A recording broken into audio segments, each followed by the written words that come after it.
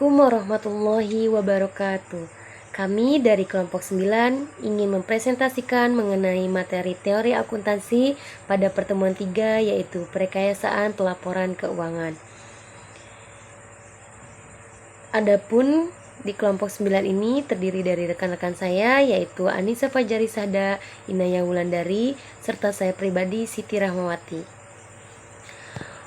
Untuk presentasi kali ini kita akan sedikit membahas mengenai pengertian perekayasaan pelaporan keuangan, menjelaskan langkah-langkah perekayasaan, menjelaskan pihak-pihak yang melakukan perekayasaan pelaporan keuangan, menjelaskan hasil perekayasaan pelaporan keuangan, menjelaskan aspek semantik, konsep informasi akuntansi, proses saksama, dan rangka konseptual, menjelaskan 3 istilah penting dalam perekayasaan pelaporan keuangan, serta menjelaskan manfaat struktur akuntansi.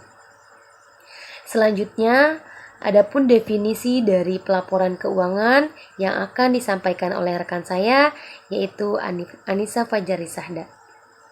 Baik, yang pertama, definisi pelaporan keuangan. Pelaporan keuangan merupakan struktur dan proses yang menggambarkan bagaimana informasi keuangan disediakan dan dilaporkan untuk mencapai tujuan. Pelaporan keuangan ini nanti yang akan membantu pencapaian tujuan ekonomi dan sosial negara.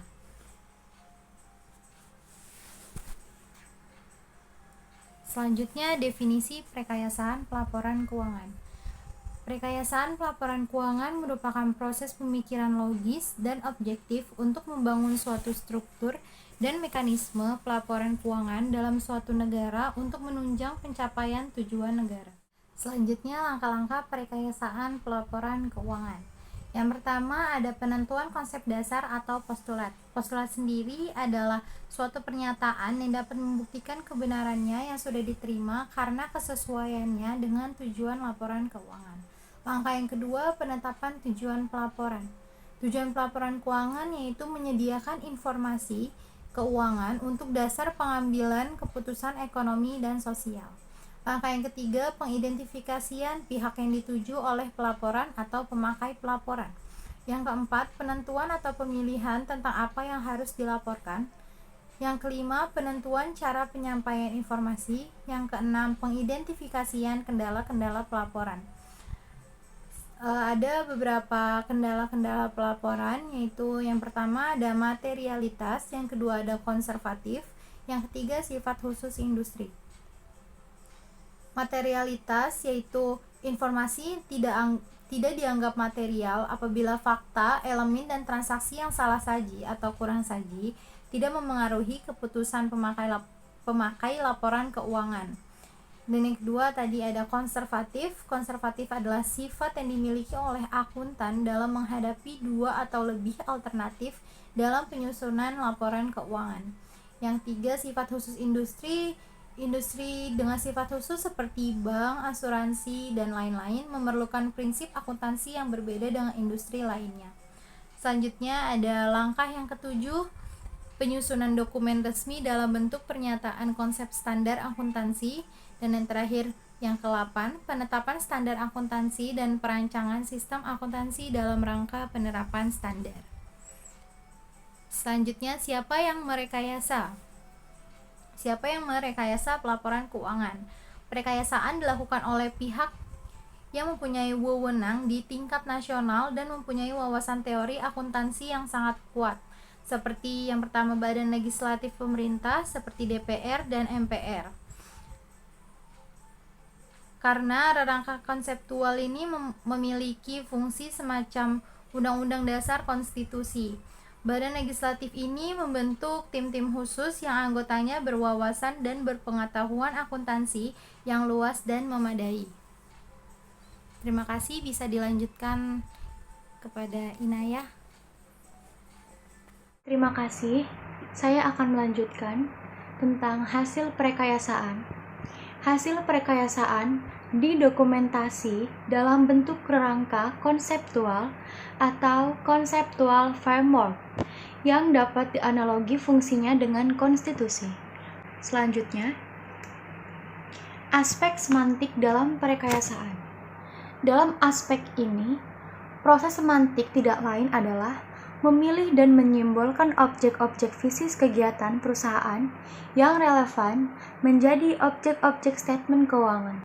Baik, selanjutnya, konsep informasi akuntansi adalah nilai informasi yang memiliki kemampuan informasi untuk meningkatkan pengetahuan dan keyakinan pemakai dalam pengambilan keputusan. Artinya, informasi semantik ini harus ditangkap secara konseptual melalui 3 komponen sebagai satu kesatuan, yaitu elemen, ukuran, dalam unit moneter, dan hubungan antar elemen.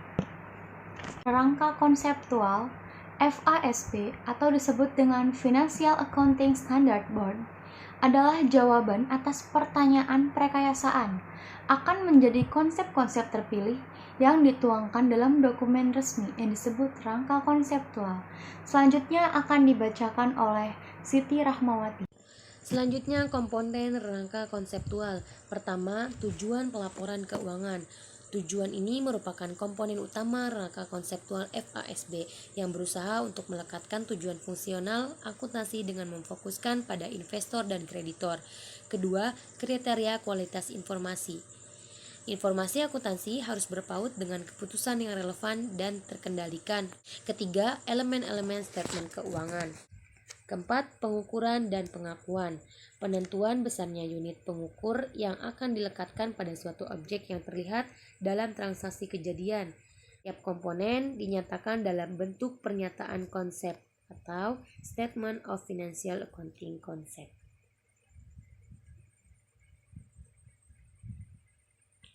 Selanjutnya ialah 3 istilah penting dalam rekayasaan pelaporan keuangan. Pertama, prinsip akuntansi. Prinsip akuntansi merupakan standar yang bersifat umum. Standar akuntansi ini merupakan seperangkat konsep, standar, prosedur, metode, dan teknik sebagai objek pengetahuan akuntansi dan istilah lainnya yang dipakai hanya dalam kajian teoritis saja. Kemudian, kedua ialah standar akuntansi.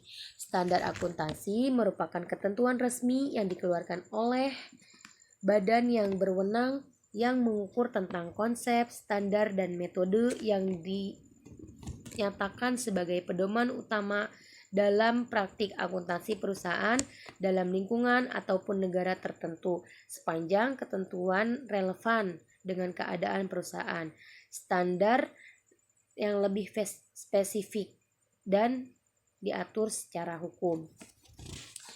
Kemudian, prinsip akuntansi berterima umum atau disingkat PABU merupakan prinsip akuntansi atau sekumpulan konsep, standar, prosedur, metode, kebiasaan, serta praktik yang dipilih atau dianggap berterima secara umum, serta dijadikan pedoman umum di lingkungan ataupun negara tertentu. Dengan kata lain, PABU yang berkedudukan di atas prinsip akuntansi. Nah, selanjutnya ialah manfaat struktur akuntansi. Struktur akuntansi sendiri merupakan proses membentuk seperti diagram yang menggambarkan mengenai pengertian akuntansi serta teori akuntansi secara luas, di mana hal itu dilakukan setelah proses perekayasaan selesai, rangka pedoman PABU telah ditentukan, serta laporan keuangan secara operasional telah berlangsung. Adapun manfaatnya, pertama sebagai acuan dalam penyusunan kurikulum program studi atau program pendidikan akuntansi. Kedua, sebagai acuan dalam pemilihan bidang profesi yang memerlukan akuntansi sebagai pengetahuan prasyarat, serta menunjukkan kedudukan auditor independen dalam kaitannya dengan tanggung jawab manajemen untuk menyusun statement keuangan. Nah, begitulah teman-teman beberapa materi dalam perekayasaan pelaporan keuangan yang kami sampaikan. Mudah-mudahan dapat bermanfaat bagi kita semua. Terima kasih yang sudah menonton video ini. Kurang lebihnya mohon maaf. Wabillahi taufiq wal hidayah. Wassalamualaikum warahmatullahi wabarakatuh.